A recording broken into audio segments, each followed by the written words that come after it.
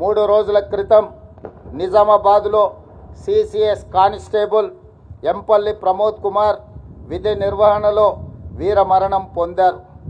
భర్త ప్రమోద్ను పోగొట్టుకున్న అతని భార్య ప్రణీతకు అతి చిన్న వయసులోనే తండ్రిని కోల్పోయిన అతని 3 కుమారులకు వారి కుటుంబానికి ప్రభుత్వం అండగా ఉంటుంది.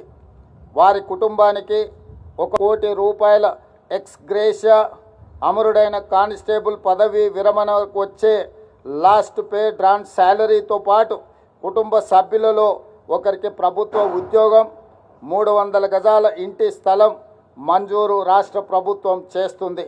వీటితో పాటు పోలీసు భద్రత సంక్షేమం నుండి 16 లక్షల ఎక్స్ గ్రేషియా, పోలీసు వెల్ఫేర్ నుండి 8 లక్షల రూపాయల ఎక్స్ గ్రేషియాను ప్రమోద్ కుటుంబానికి చెల్లించి వారి కుటుంబానికి రాష్ట్ర ప్రభుత్వం అండగా నిలబడుతుంది.